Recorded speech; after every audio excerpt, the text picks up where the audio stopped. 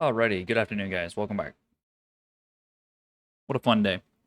Uh, let's jump into it. So, across the market, Nasdaq with growth, really having a bonkers kind of day. 1% on the Nasdaq, about half a percent here on the S&P. Dow Jones was break even due to banks being down a little bit. Here is Nasdaq continuing after hours as well. This is really a story of sort of Amazon finally picking up. You saw Apple was not really doing much of anything. We take a look, mega caps really being the driver, and this is the candle we've been looking for, waiting for to see. Um, that's it. That's what you wanted to see. Now this is out in the open, and with S&P an all-time high, and all mega caps coming together, uh, it's gonna be it's gonna be interesting, right? It's gonna be interesting. There's a lot of space in the thing to remember here, and I think we sort of forget is that when you start to look at this chart, I'll get some drawings in the way. It's been in the same range for a long time. I mean, we're talking about this wick over here is from July of 2020. It's traded flat for almost a year. It's kind of weird to think about that, but it's been almost a year that some of these charts have traded flat. Same with Apple, and that's due to them doubling. Right? They doubled during COVID. They quite literally doubled in value during COVID. Uh, and now we've been sort of flat. Apple, Boone just says, think Apple's waiting for the judgment on the case with Epic. That's definitely possible as well. There could be some sort of, let's say, waiters waiting for the rest. We have clearly seen that everyone's buying everything else. So, for instance, Microsoft and Google are the two that I've talked about quite a bit of. They have this benefit of being now all the mega camps acquire other companies. That's how they became what they are. But these two really are the ones that they have sort of free reign of what they acquire. Apple's very specific to what it does. Microsoft and Google are sort of open books. They can be whatever they want to be, right? And I mean, of course, they're all like that. But we've seen the price action be just a bit different for these two. This Google chart is like the thing of nightmares where if you never were in this position and you look at this chart, it's probably the scariest thing you've ever seen in your life because it's done one thing and it only knows how to do one thing, and that's go up by a lot of points. A lot of points all the time. This candle here, I mean, I don't really know if we need to see much else, right? It's just going to continue, right? And so we continue to be a part of these. Facebook was down a little bit during the day, and then it still finishes almost 1% on the day, right? And this chart's obviously a bit different too, in the way it's put points on in a rally. And again, the take profits here don't really matter. So really, the mega caps again being the drivers in terms of this growth oriented sort of day. We saw that again. If you weren't here in the morning, you didn't see the numbers. CPIs came in very high. Inflation's at 5% right now. We've seen in the past that leads into this, we have inflation. We better go switch back to value, sell the growth. Today was the opposite. Today we said, you know what? And I think you can see where some of my tonal shift has happened here as well. It's, you know what? I've been very passive. I've got this value portfolio. I want to put some risk on. And so we've talked about let's get riskier. Let's put things that are growth oriented. Let's start asking different questions. Today the market answered that question, said, fuck it. Let's just buy tech. Why not? And so when we go through some different tickers beyond just mega caps, we can see a lot of this. I'm going to mention ERJ here. The aerospace and defense sort of idea is still very hot, and with 15% mostly from the gap up this morning, this is still something to be aware of. Right now, this is a weekly chart. That's why it looks so jaded.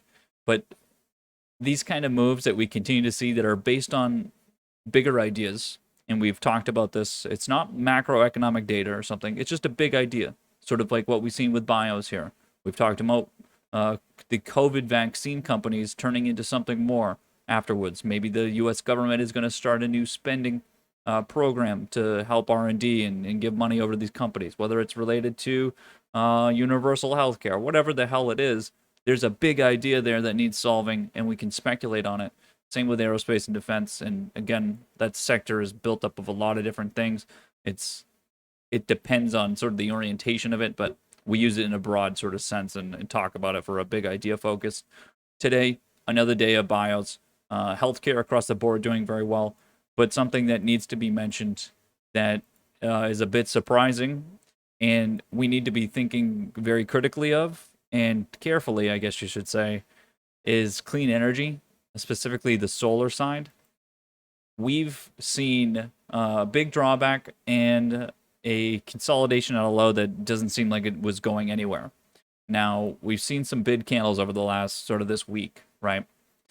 Now, it's important we figure out if this is just retail traders just buying up clean energy because that's sort of what was done before, or if this is actually a transition into the growth side of energy, into this tech heavy sort of, it's semiconductors, right? Semiconductors, it's electrical components, it's energy, there's a lot of, it's this, it's that. All it really is growth that's 5-10 years away, right? And that we'll never see numbers in the near term. There was a lot of appetite for it today. It's something we need to think of. SunPower is up 8.5% today. We saw FSLR up 5%. It's an interesting question to think of if we continue to watch it. I'm not doing anything yet. I did post on the, or I didn't post anything, but this is sort of what I was looking at on the SunPower chart. Is this head and shoulders at the bottom? The trend is very solid. If we start to clear a little bit more, then I'm going to definitely think about doing something, right? Doing something, but it's just not, it took me off by surprise and not something I'm going to go throw the chips in on and be like, well, I have no idea what's actually happening. So we'll keep it in mind, right? The other thing today was we saw some speculation on the gold side. So everyone's favorite JNUG chart or your nugget, whatever you want to look at, had some moves. This was again tied to commodities, right? We talked a lot about steel with the X chart, CLF, for instance. Those ended up coming down a little bit, but we saw the action, right? Again, there's this understanding and expectation that commodities do well with inflation.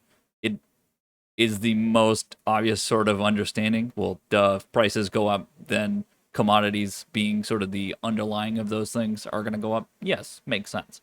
But specifically gold here as well did well. And so keeping in mind that this is a part of sort of the value outlook that we have and part of the portfolio idea of also taking off Bitcoin, going into something like gold, and looking at something that's just a little bit more, it's slow, right? It's slow. And so then we use something on the equity side to speed it up a little bit. So I thought this was a very interesting candle today, and shows how we can sort of find when new trends are starting. This should be the start of a new trend, right? It should be the start of a new trend. Going through the rest, mostly healthcare.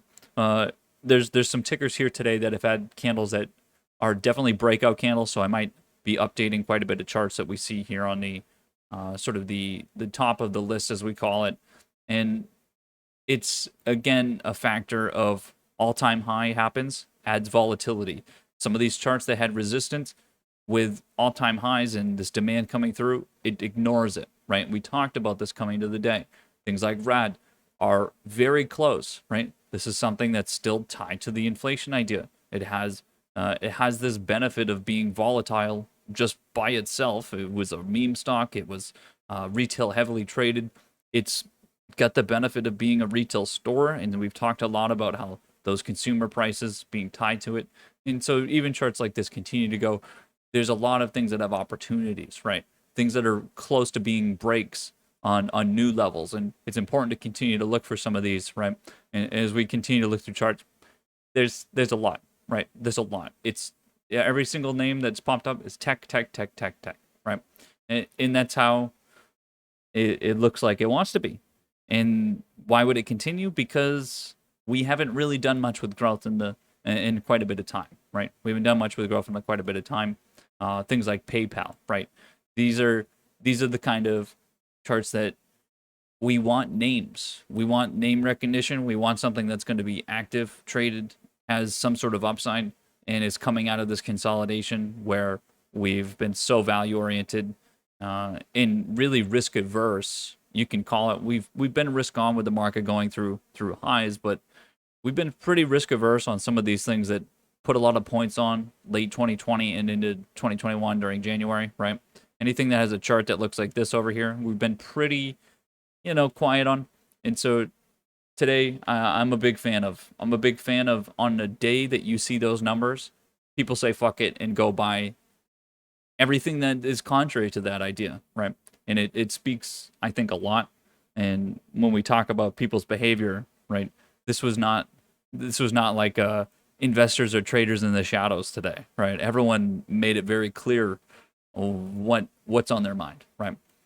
X here, we talked a little bit about, again, this sort of move.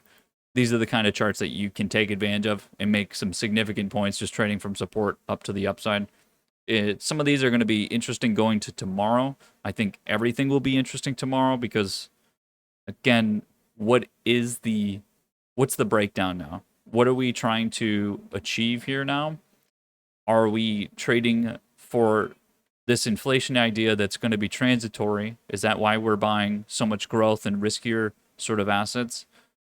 If it's going to be transitory, it's going to go away, which means those growth stocks can go back to growing, basically, right? Is that what the expectation is now? Is it this, we don't care because it's so far out, so let's just buy everything, take advantage of the moment? A lot of it leads to, let's get the short-term gain, right? And so this is where a day like today definitely signals to me to be more transition heavy still, right? We have long-term ideas on things like value, but on these growth tickers, it's important to still be understanding that these things do not continue. They will have a stop, pull back a bit before they get going again. Taking advantage of that pullback to be able to take your profit home and then to be able to re-enter it at another time, using that time in which you're not in that specific ticker to be in something else, right? Transitioning everything in that way allows you to be a part of the action all the time, right? It's probably going to be necessary. We'll see what tomorrow brings. I had some questions this morning about how does China react to this. I don't think anyone knows that question. Does U.S. inflation benefit the sort of the way in which our trade markets work? Are there going to be higher prices here, which then send more money to China because of imports? It's not exactly clear what this dynamic sort of brings and whether that even needs to be answered for Chinese markets to go up. The reason I bring it up is we have not seen any pre-market action that has brought us lower or higher because of another market. We used to talk about, okay, where's China going to open us up?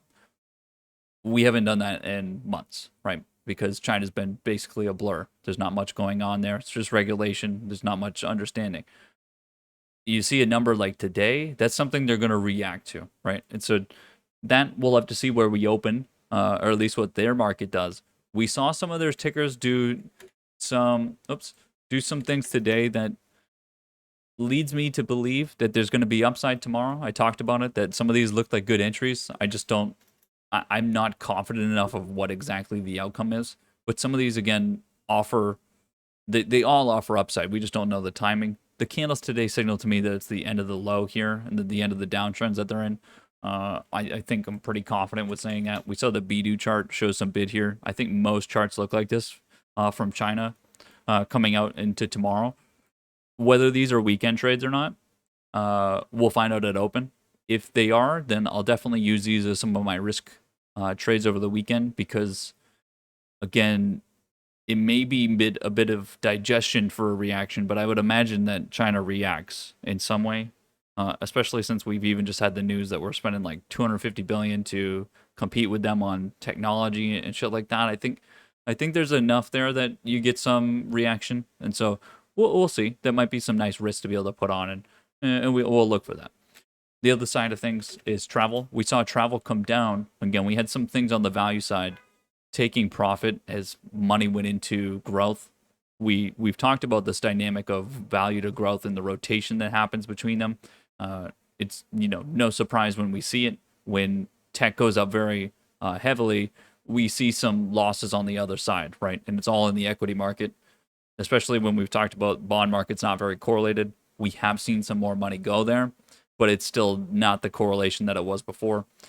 travel looks like a great opportunity going into the weekend. Some nice. This is not fear buying here, just because it's gone down for a week, right?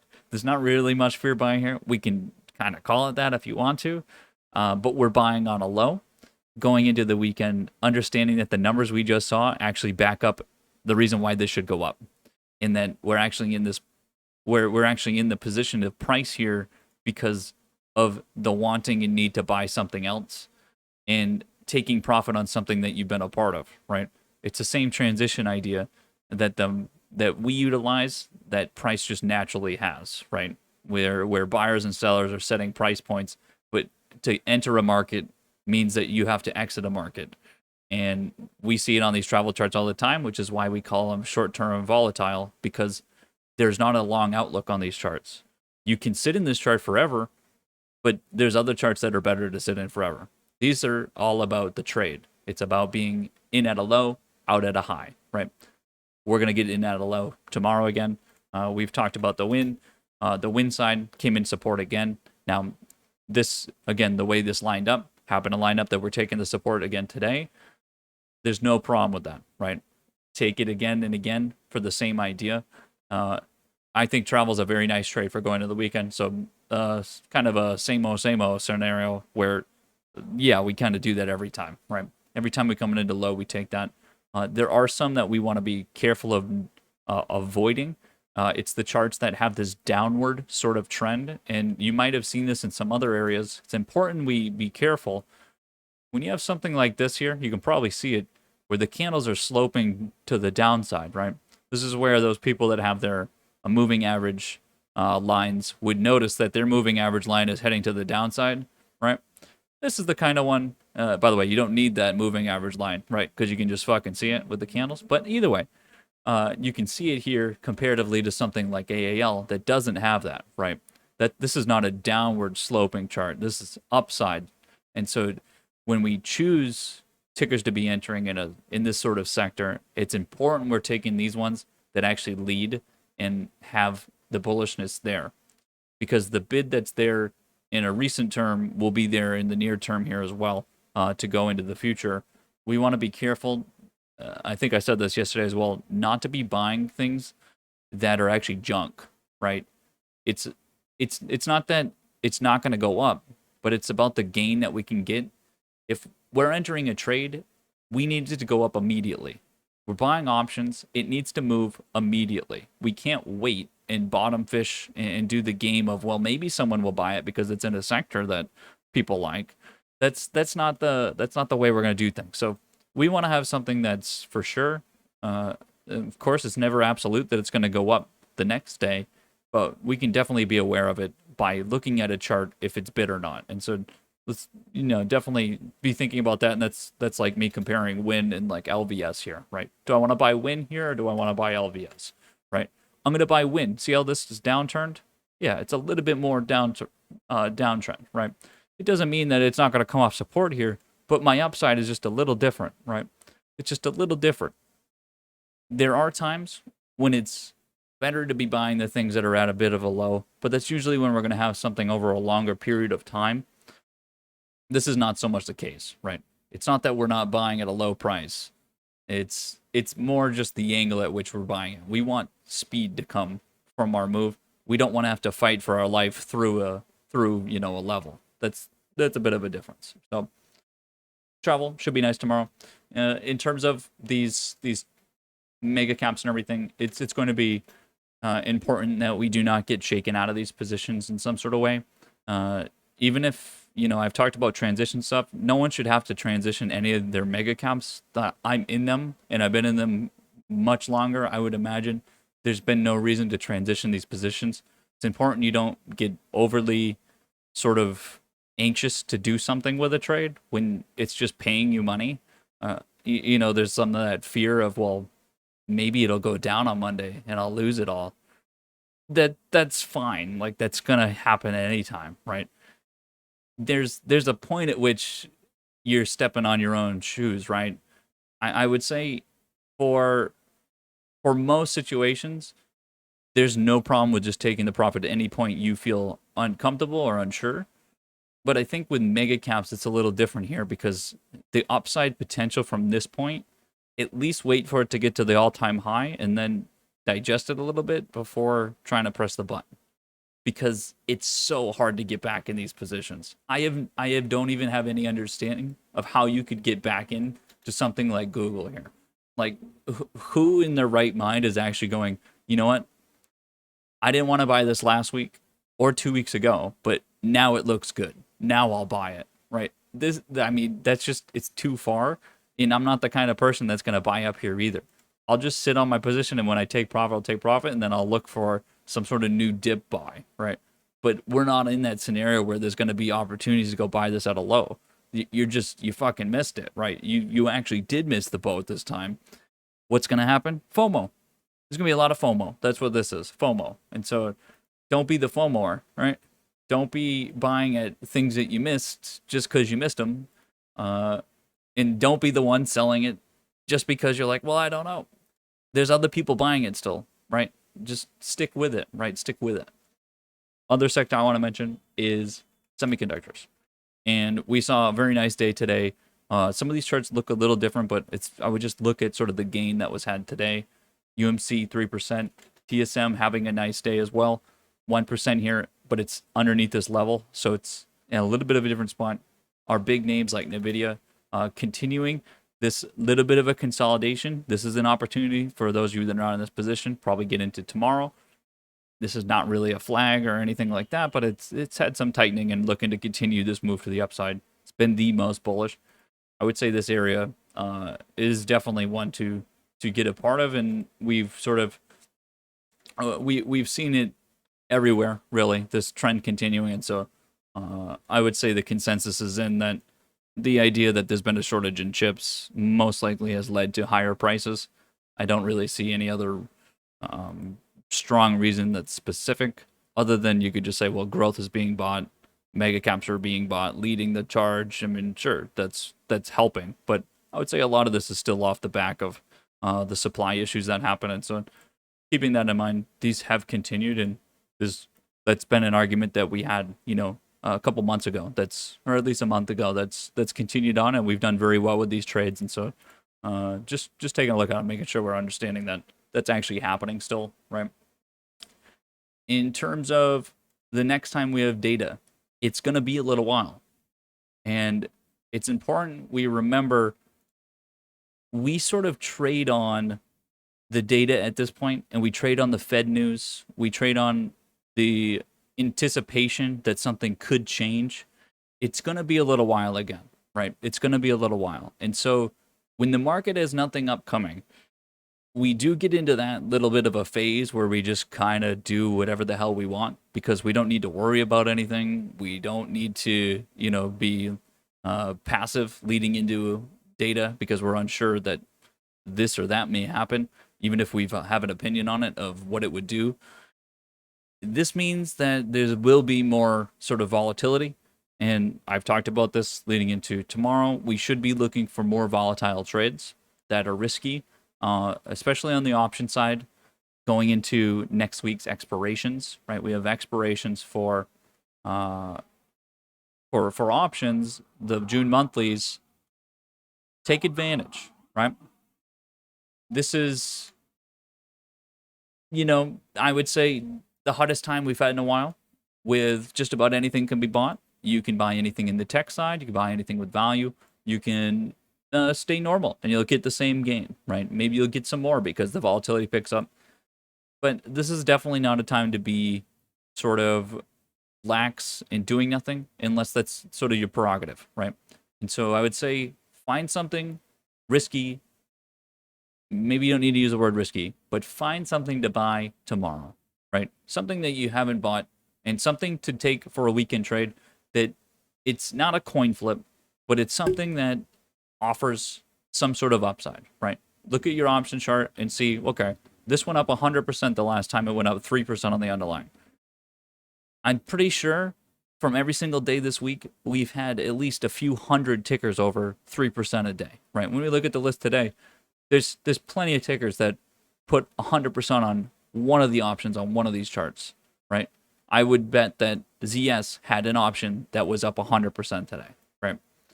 That's sort of looking, or at least prerogative to go find something. I think is a good thing to have, and it's important not to be like that all the time. It's to realize the moment. Right now is the moment to go do some hunting like that, I would say, right? Uh, we haven't been in that sort of at least time for a long time, but right now I would say it's the moment to do so. So tomorrow I would say take a stab at something. If you need to get out of it 10 minutes later, guess what? You can. You're allowed to do that. That's how trading works. So it's not so much that again you should buy something that you have to exit 10 minutes later, but I would say don't be fearful of anything. I would just fucking buy anything. Just try to take something that is going to have a stab, because almost everything right now is going up in that sort of retrospect, and it's due to the volatility being so damn low. The reality is that we're not this low on volatility, and in when you're an all-time high like this chart may keep going down on the VIX chart, but implied volatilities will rise. They will continue to rise, and we don't have anything coming up. That gamma move that's going to happen from the monthly expiration coming up, that whole week is going to be very fast. It's going to be very fast. I was looking at it just last night. We are at a very high quantity of calls right now compared to what we've been doing this last 2 months. March we peaked in terms of the number. Right now we're up there. We're certainly up there. I've said this before. It's the week leading up to the expiration that the largest underlying moves happen. The market just went into records again, all-time highs, and we're leading into that week. Is it going to just plummet from here with the volatility? I don't think so. I think it's going to continue, and it's going to be towards the upside. That means this is the moment to take advantage that, again, even if you have an option that seems a little out of the money, we've seen in the past that the way that these gamma moves happen is that there's so many calls out there, and as the underlying price rises because everyone's buying, it causes those market makers that sold those calls, wrote the calls, to go hedge with the underlying. So they buy the underlying, and you've got that feedback loop, and it just continues, and you get a very strong rally. Whether that's healthy or not for the market, it doesn't matter. That's just a fact of what's been happening. We haven't seen that in a little while. I think we're going to see it next week, and we're going to see some very volatile moves all over the place, but a lot of speed to the upside, I would say. And I think today started to show that. I talked about the Amazon move. I think it's very specific. It's very specific to the options that are there, because no one buys Amazon options. It's a pain in the ass. Same like Google options. But you know what the difference is between the moves that we've been seeing here in the last month or so, and then sort of what we just saw here with Amazon as well, is that there's a lot more calls being bought. There's a big difference. If you don't think so, go look. The volume is completely different from before because no one wanted to buy it. Amazon was trading in a range forever. Google was all over the place, but it doesn't really offer the ability to go trade options the same way because of the price point. Yet here we are, and you see those moves that happen on Google that it's really hard to explain. It's really hard to explain, is it not? And especially with the buybacks added in, it's not really trading on the underlying. That's not really what's happening here, right? These kind of moves, where's the thoughts? Where's the behavior of people in here? There's really none. It's mostly the derivative, right? You can go find very normal looking charts on the options. Next week's going to have it. It's going to have it all. I would like to be in position for some of those risky things before the week starts, right? And so, of course, you need to be in the market all the time.